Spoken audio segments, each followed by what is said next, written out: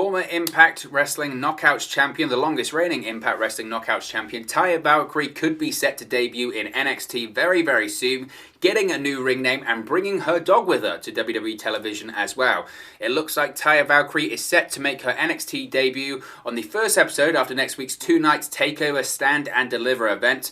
Last night's TakeOver Go Home edition of NXT on the USA Network featured a series of vignettes where a Pomeranian dog was seen running through the Capitol Wrestling Center at the WWE Performance Center there in Orlando, Florida. The dog finally ran up to a woman in boots. The only part of the woman shown was her boots, but it is said that she would be coming on April 13, which is the first NXT episode to air in the new Tuesday night time slot on the USA Network. The final part of the vignette featured writing on the screen that said, "Frankie, we'll see us soon." Now, it was noted earlier this month that WWE filed to trademark Frankie Monet, the Frankie Monet name, for the general pro wrestling and sports entertainment use. It looks like this will be the name of Frankie that was teased in last night's promo. Fans online noticed that the dog used in the vignette is Presley, one of the pets owned by Taya Valkyrie and her husband, WWE Raw superstar John Morrison.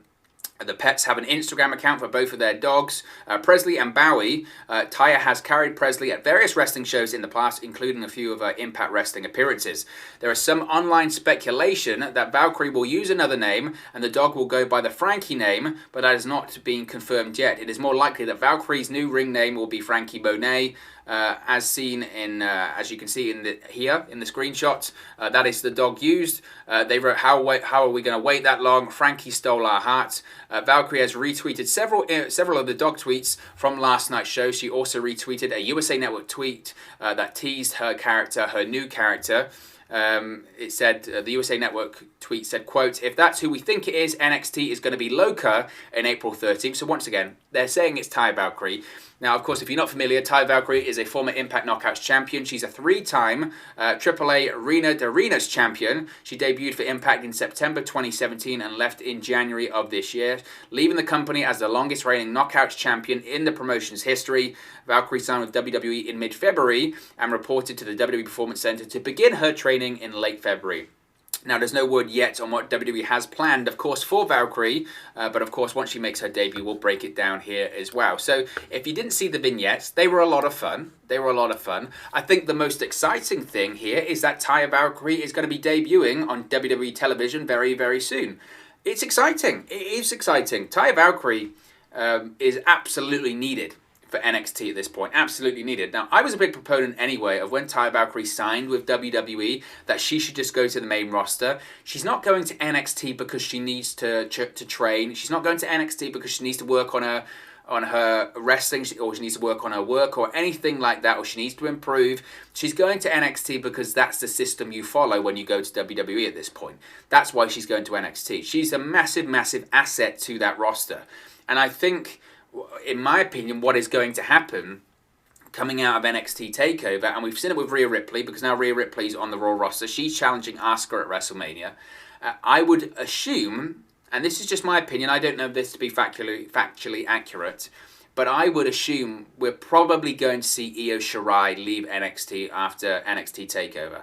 I would assume she's going to probably be one of those names that makes their debut after WrestleMania, one of the famous post-WrestleMania WWE main roster call-ups. I would say that because I think Io Shirai, I look at it now as what more can they do?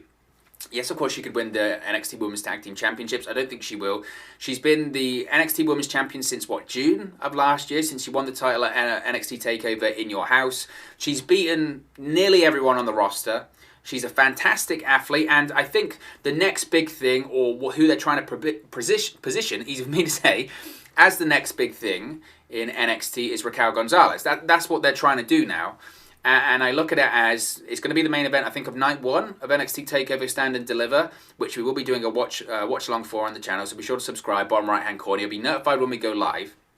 I think she's going to put over Gonzalez in the best way possible, and then I think she's going to go up to the main roster. My point being, why NXT really needs Taya Valkyrie right now is you've just lost Rhea Ripley and Io Shirai, and possibly you might lose another name, maybe a Dakota Kai as well. I don't know. I would think if Gonzalez wins, they might do something where they could do a feud between them both after WrestleMania. So maybe Dakota Kai is not a great example. Nevertheless, the way I look at it is that NXT needs the names. They need the names, and frankly, Taya Valkyrie, and I said this when the announcement was made that she'd signed with WWE.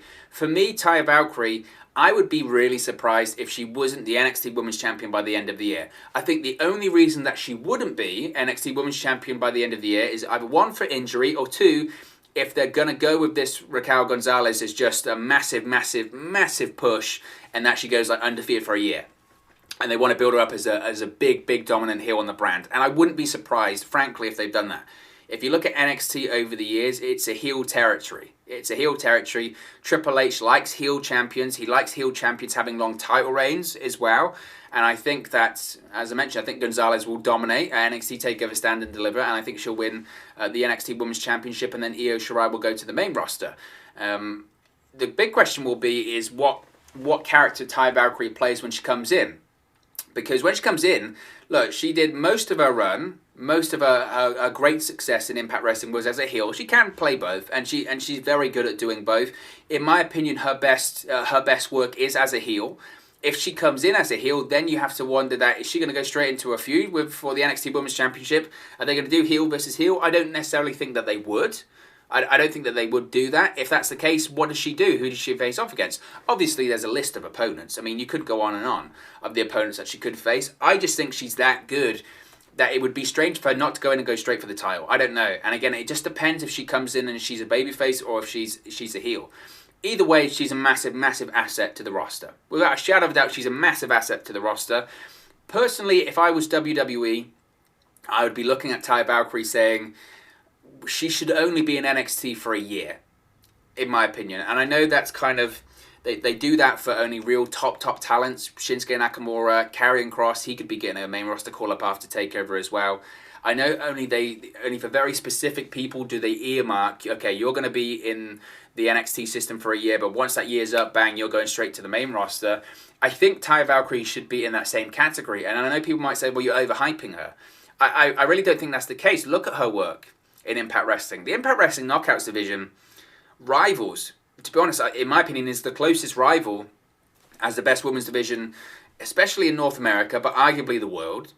I think WWE's women's division is superior than anything out there right now, and I think that's fair. I think NXT is included with that, but I think Impact Wrestling gives them a run for their money. At least they did before they lost the likes of Taya Valkyrie, and Kylie Ray obviously departed as well. I think that was a massive blow to them.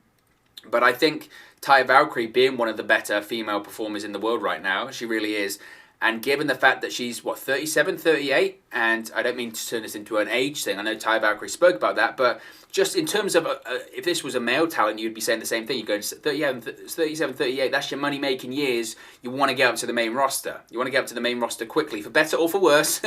Better or for worse in terms of the creative team that you're going to get there and the creative ideas you're going to get from said creative team. You would want to be up on the main roster when you start to get to 37, 38. So I would argue that if WWE was smart and NXT was smart, they would say, okay, Taya Valkyrie should be on NXT for a year. She can have success, but she needs to be going to the main roster because, as I mentioned, there are a lot of names that she could face off in NXT that are exciting. But for me, the big money's on the main roster. The big money is those matches against Asuka, against Rhea Ripley, against Io Shirai, against Charlotte Flair, against Sasha Banks, against Bianca Belair, against Becky Lynch when she returns. You know, those names, Bayley, those names are the names we really want to see Taya Valkyrie facing off against in WWE. And again, that's not to discredit anyone in NXT. Frankly, I could see her, again, with her and Raquel Gonzalez, I could see her being, really championing and being the flag bearers for the NXT Women's Division for the next year or so. But I think if WWE was smart, they would say, look, Taya Valkyrie, she needs to get on the main roster soon. She needs to get on the main roster soon. But as a fan of Impact Wrestling, I'm excited to see it. I think it was the right move for her to sign with WWE. And that's not to disrespect AEW or anything of that nature. The reason I say that is just because I think that WWE has a better women's division. And that's it. And I've made these points about the AEW women's division in the past. I think some of the criticism that I've had about them are still valid. I think it's still valid. I still think AEW's perception and promotion of women's wrestling still does need to improve. I think they've made great strides. I really do think they've made great strides to improve it. Obviously, the Women's Championship Eliminator Tournament was good. The biggest move they had was having Britt Baker and Thunder Rosa in the main event. That lights out match a couple of weeks ago on Dynamite was spectacular. It was fantastic. It was also no surprise. I think that's the important thing to stress there. It was no surprise. I'm I credit them for their match because I thought it was fantastic. I credit AEW for putting on the match in the main event, but I'm not going to pat AEW on the back and say, "Oh, phenomenal! Well done! Thank you! Well done for giving women an opportunity in the main event." That's obvious. The concerning thing would be that we're 18 months into your, or nearly more, into your run as being a company, and it took this long. It took this long for you to put females in the main event. Frankly, that's the alarming thing there. I'm glad that they're seeing the light, and I'm glad that to whatever naysayers that are apparently there in the position of power in AEW, I'm glad that that match opened some eyes and said, you know what, we should have women in the main event more. It's no revolution though. It's no revolution because WWE have been doing it for years at this point, and NXT have been doing it for a long time as well. Female wrestling can draw. It can draw, and it can be badass. They proved it. Thunder Rosa and Britt Baker proved it. So we need to see more of that. I think it's positive. It's a step in the right direction, but I'm not going to give AEW the victory there for a second. And I'm certainly, as I mentioned, not going to pat them on the back and say, "Oh, incredible, well done, so progressive of putting them in the main event." Oh, duh. I mean, we've been saying this for a long time. But just once isn't enough. It needs to be continuous. It needs to be continuous, and it needs to be often. Because what have we seen since then? We've seen, obviously, we had that women's main event, but once again, we're back to what we were getting before. One match per show in a dodgy position in terms of the ratings and all that kind of stuff. I mean, you need to give talent an opportunity to succeed. That's always been my thing about the women's division in AEW. How can your female talent and your women's division thrive if you don't give it the position or you don't give it the opportunity to thrive? That's always been the thing there. So because of that, I always felt that Taya Valkyrie going to WWE was the better move, just because it's got the better competition and it's a better booked division. End of, really. So I'm excited to see her in WWE, excited to see her in NXT. She'll probably be making her debut next week. Obviously, when she does, we'll speak about that in depth here on the channel, but it's going to be exciting, and I'm really interested to see her matches going forward. But of course, as always, it's just one man's opinion. What are your thoughts on Taya Valkyrie set to debut in NXT next week on the USA Network? Let me know your thoughts in the comment section below. I'll do my best to respond and reply to all of your comments. Really enjoy interacting with you guys. Talking about WWE, AEW, Impact Wrestling, New Japan Pro Wrestling, all things pro wrestling here on the channel. So be sure to get involved in the community. Drop a comment below. All opinions are welcome. If you have enjoyed this video, please do smash a like on the like button too. Really just help us out here on YouTube. Got the rankings and get into people's recommendation feeds if they haven't seen our videos previously. But most importantly, if you haven't already, please do subscribe to Wrestle News 365. You can do that by clicking the bottom right hand corner of the screen right now, or if you wait a few seconds, there'll be a subscribe button at the end of this video, along with another video for you to watch. Thank you very much for watching, listening, streaming, or have you come across this video today, and I'll speak to you again very, very soon. Hey guys, thank you for watching, listening, streaming, or however you come across this video today. Be sure to click on the video on the right there to watch our next video, or click the bottom there to subscribe, or the bottom right hand corner. Thank you very much, and I'll speak to you again very soon.